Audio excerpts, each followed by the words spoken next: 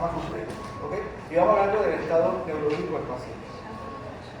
Entonces, ¿cuáles son los objetivos? Reconocer la afectación del glaucoma score, que corresponde a un trauma encefálico severo, o cuando un paciente se encuentra en coma. Observar cómo la fricción del oxígeno y la presión arterial es la mejor manera de que tú mantengas a un paciente con un trauma encefálico de severo, moderado o leve, de manera de que pueda pasar hacia adelante. Describir el manejo inicial de una hipertensión intracraniana, identificar cuáles son las indicaciones de traslado, porque nosotros no tenemos los cirujanos en todos los lugares. Entonces, ¿de qué manera podemos trasladarlo adecuadamente? Describir síntomas de lesión de médula espinal, porque esto va a combinarse la parte del traumatismo encefálico con la raquiomedular o espinal. Y ver cuál es el adecuado tratamiento de los pacientes con algún tipo de lesión de la columna. Entonces, es esto. ¿Qué es lo que pasa con el cerebro y todas las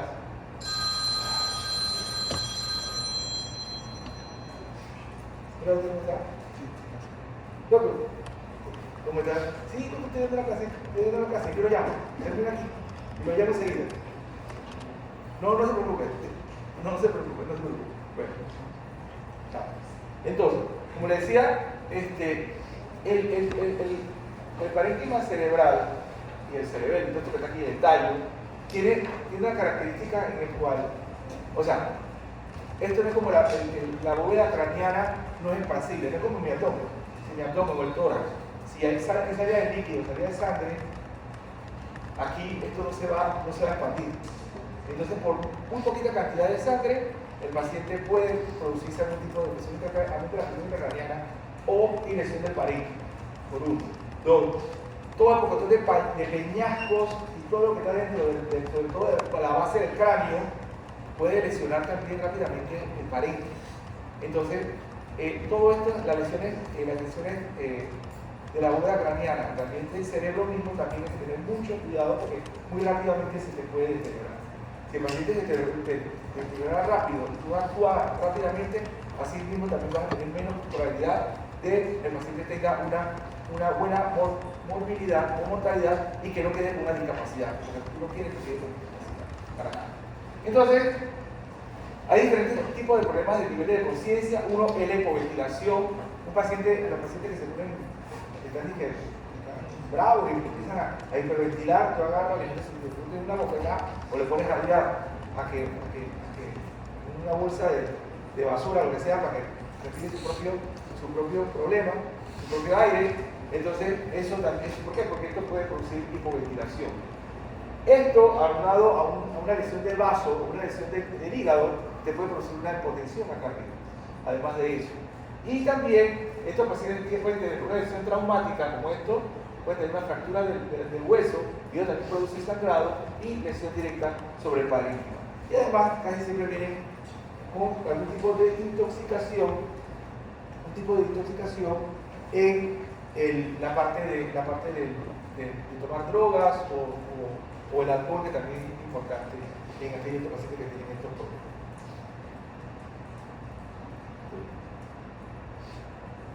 Entonces, ¿qué cosas yo puedo hacer para evaluar la discapacidad de la evaluación inicial del trauma? Son tres cosas importantes. Uno, el glaucoma score. Dos, las pupilas. Y tres, si el paciente tiene signo de focalización. Eso es lo único que te va a ver. No va a preguntar de que si tiene el reflejo testiginoso bien. No. Eso no es. Yo no quiero glaucoma score, el signo de focalización y las pupilas. Y entonces aquí vemos cómo es la escala de Glasgow. Esta es la escala de Glasgow, va de una puntuación, mejor puntuación es de 15 y la peor puntuación 3. Esto tiene que aprenderse. Se tiene que aprender. Y lo importante no es solamente aprendérselo como papagayo, sino hacerlo y reproducirlo en su paciente. Y cuando nosotros nos pongamos en eso, ustedes van a ver que se lo saben de memoria, pero no saben cómo buscarlo en su paciente. Entonces eso nos queda atención. Y ya vemos que un paciente de un grado de 8 para abajo es un paciente que tiene un grado severo. ¿Okay? De 8 a 14 tiene un grado moderado y leve es de 14 a 15. Porque también tenemos un paciente con traumatismo leve en el grado de 15. Sobre todo que había estado mal y después regresó a 15, algo tiene que haber pasado en el camino.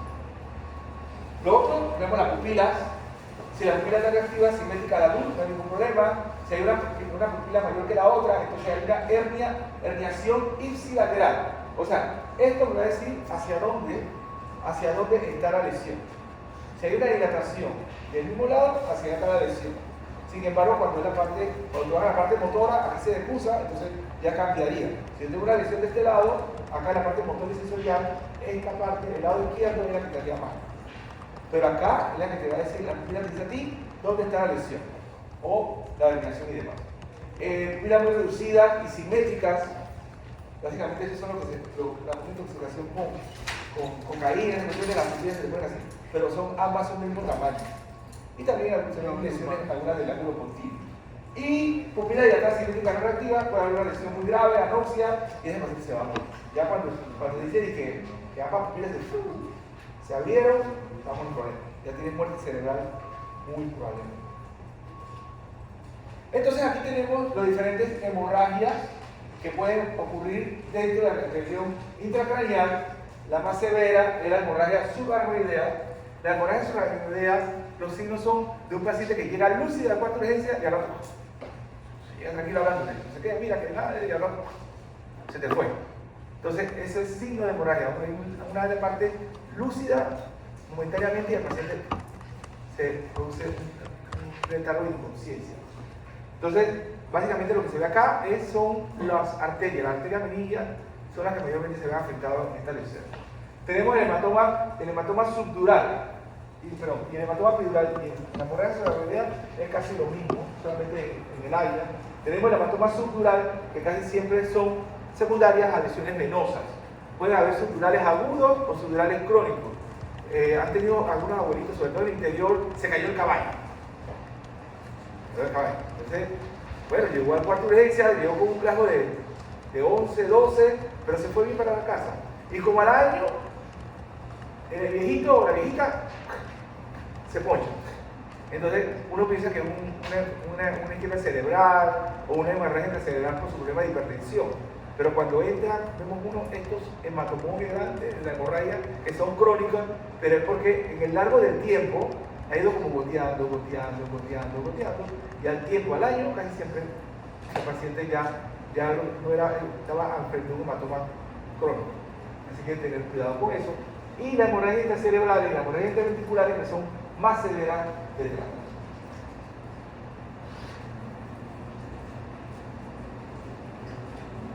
Entonces,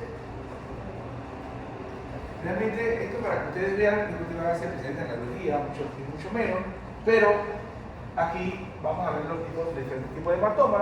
Un paciente se puede utilizar rápidamente la tomografía.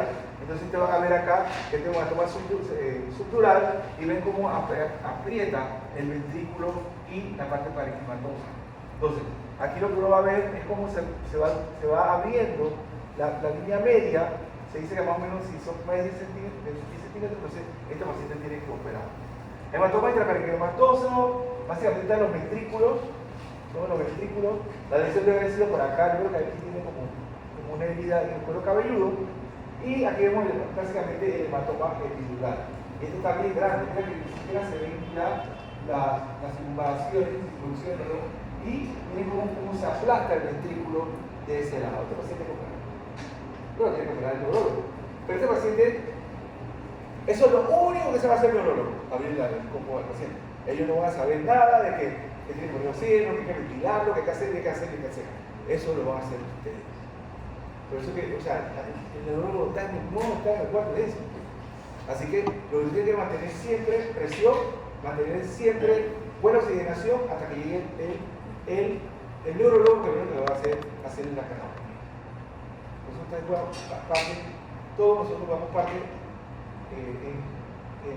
importante en la evacuación de ese hematoma rápidamente.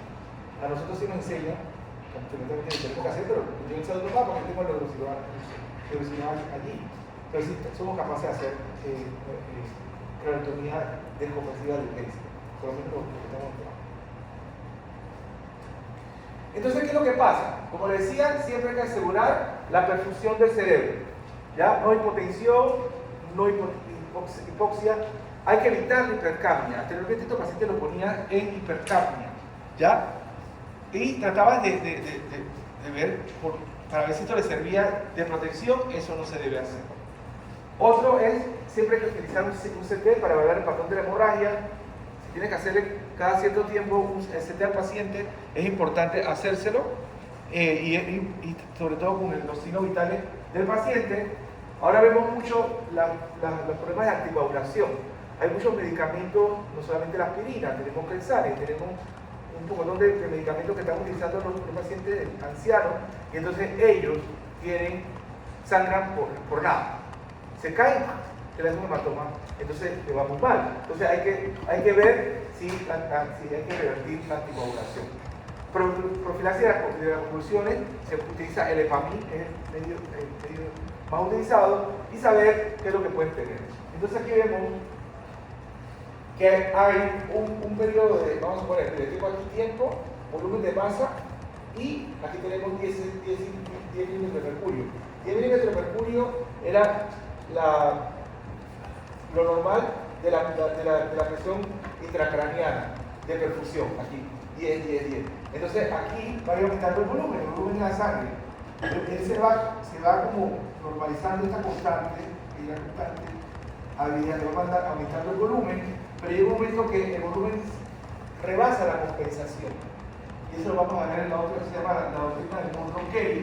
Y esto, si continúa y el paciente no le abre la sacrotomía, la presión puede llegar hasta la eliminación del paciente y ya va a tener muerte cerebral con el paciente. Entonces, como les decía, la presión de perfusión cerebral, tiene que ver mucho la presión arterial media. ¿Cuál es la presión arterial media? 93 puntos. ¿Y cómo se saca? La presión diastólica o menos.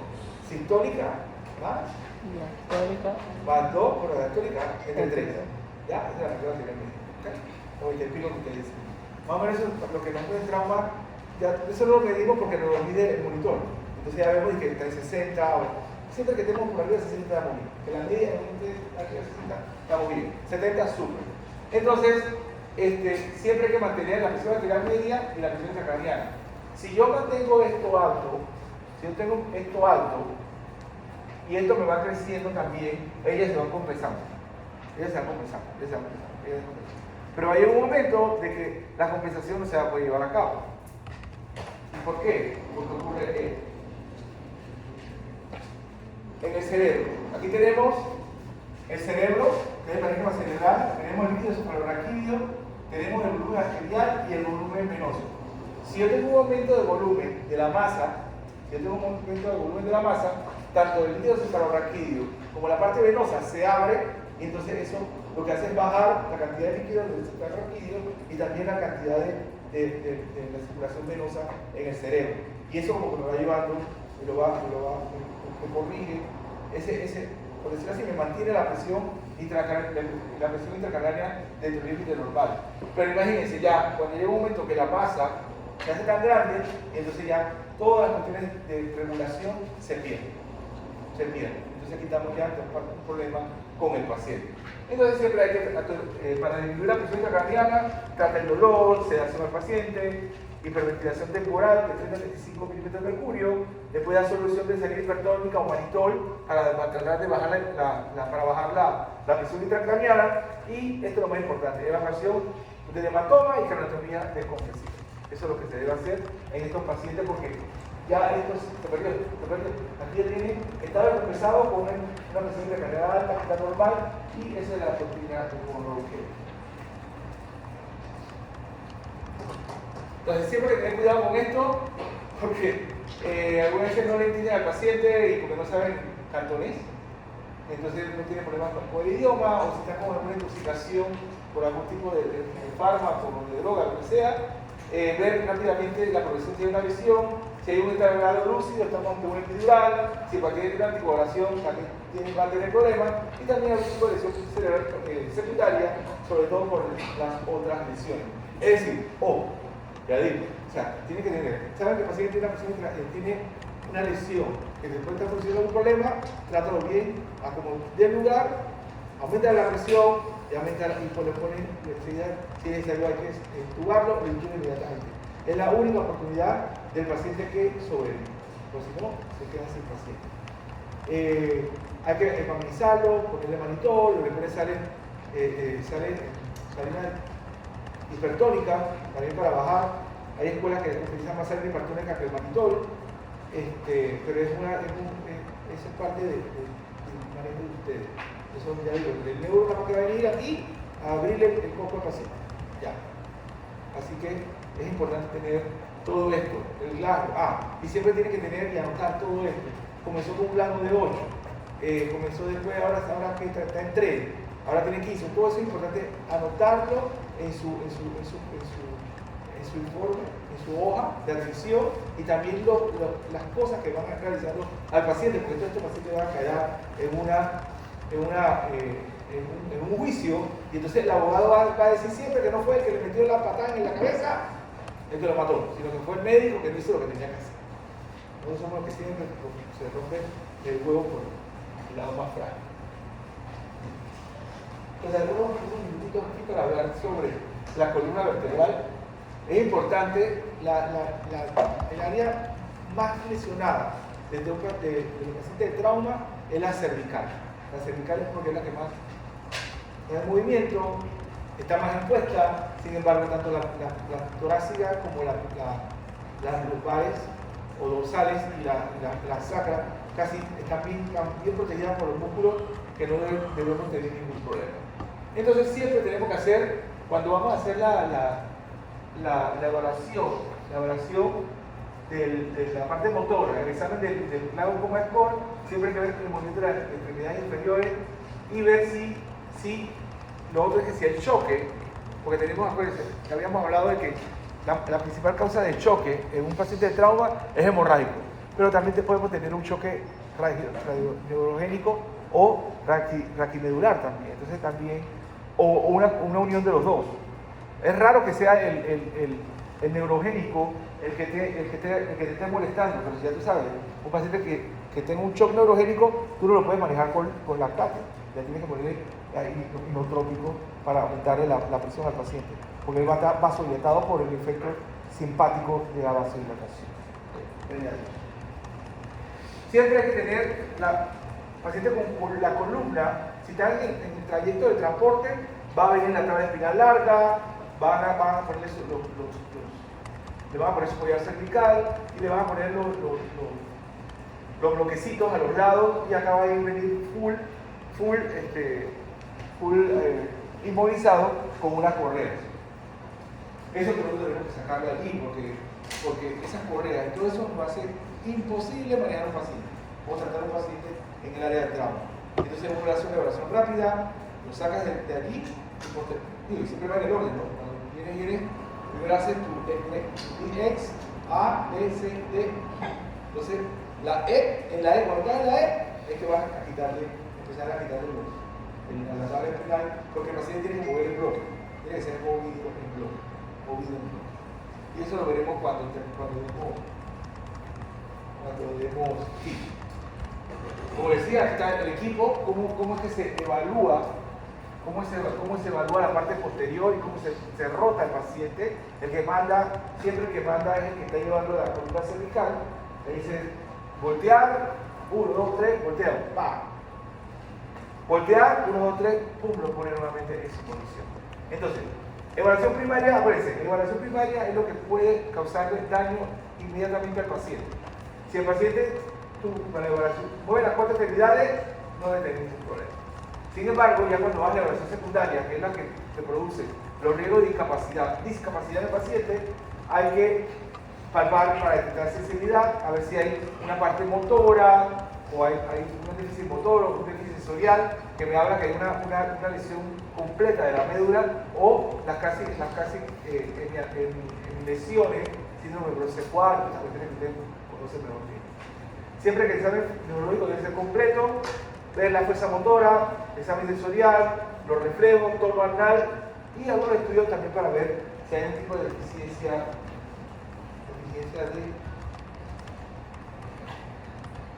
deficiencia neurológica. Entonces aquí, estos son para que más o menos también te sirva de datos a dónde está la lesión. Si tengo problema del extensor del codo, extensor de la muñeca, extensor del codo, extensor de los dedos, me dice más o menos a qué nivel puede estar la lesión, y acá también a nivel lumbar. ¿Ya? Lo de la razón. Entonces, aquí, pacientes con un shock neurogénico, son lesiones, casi siempre los shocks neurogénicos se dan en una lesión, es una vasodilatación porque se pierde el tono simpático. Entonces, ustedes primero, antes de que piensen que es eso, tienen que haber descartado por todos lados que no haya nada de hemorragia. Ya tienen un FAR, ya le hicieron la placa de tórax, y todo está bien. Y no tiene fractura de huesos largos, ni una fractura de pelvis. Entonces ya con eso, si ya está todo eso, no. Entonces lo único, y tengo un paciente que tiene una lesión de columna cervical alta, y el paciente me empieza a hacer hipotensión con bradicardia, entonces hay que ponerle inotrópico al paciente, en ese caso. Porque también la médula espinal es también no aguanta tanto estar sin oxígeno y si está sobre todo sin oxígeno, ¿no? y la presión y la perfusión tiene que también estar alta como está la parte cerebral. ¿Okay? Aquí vemos una lesión compleja, mira que está completamente como abierta hacia atrás, entonces tuvo que haberse dado un cascarón muy grande para que se haga. Entonces, eso es lo otro, también los shocks neurogénicos no es que te fracturaste la cervical y te dio enseguida. Casi siempre aparece como a las 1, 2 horas, 45 minutos después del evento. A usted no le pasa, pero ya cuando nosotros nos subimos a la sala o al intensivo, entonces sí vemos que hay que ponerle, o si viene un traslado, sí, porque ha pasado mucho tiempo, entonces esos pacientes apenas que ustedes ponen, que está dando la presión y la frecuencia, entonces hay que ponerle adrenalina, levofén, empezar a aumentarle la presión, porque está ante un shock neurogénico. Entonces siempre hay que poner de manera todo protección de la columna, esto es lo único. El collar, esto sí está protegida la columna. El collarín cervical no protege la columna.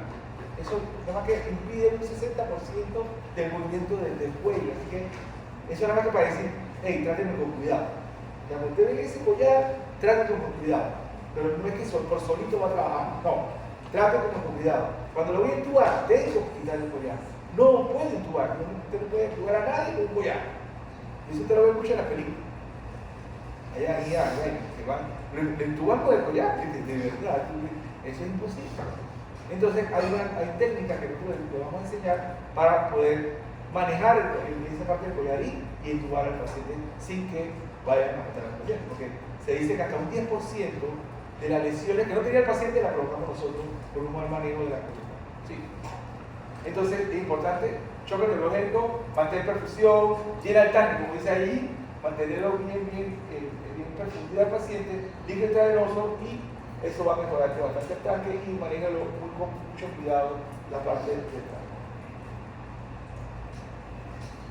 A ver, entonces sí, casi siempre, algunas veces se nos va a situaciones engañosas, como digo ahí, el examen limitado está ausente, pacientes que están bajo drogas, lesiones medulares, insuficiencia respiratoria también, sobre todo las lesiones de las respiratorias, las lesiones de la columna cervical alta que pueden producir algún tipo de problemas respiratorios porque te afecta el frénico, sobre todo el frénico, así que eso se queda, tiene una respiración bien superficial, ¿ok?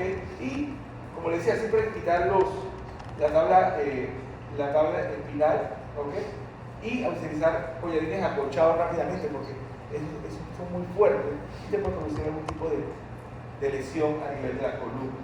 Entonces aquí, bueno, aquí se ve una lesión, esto es una lesión por aplastamiento de la columna, una lesión por aplastamiento de la columna.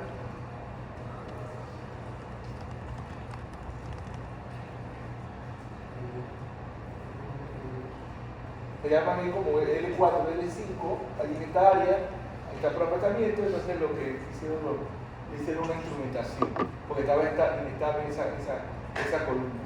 Es inestable, entonces le hacen una instrumentación, le ponen aquí, le ponen un tornillo arriba y un tornillo abajo y una platina a los lados, para que se mantenga estable la columna, porque se produce más daño a nivel de la médula y todo. ¿Ok?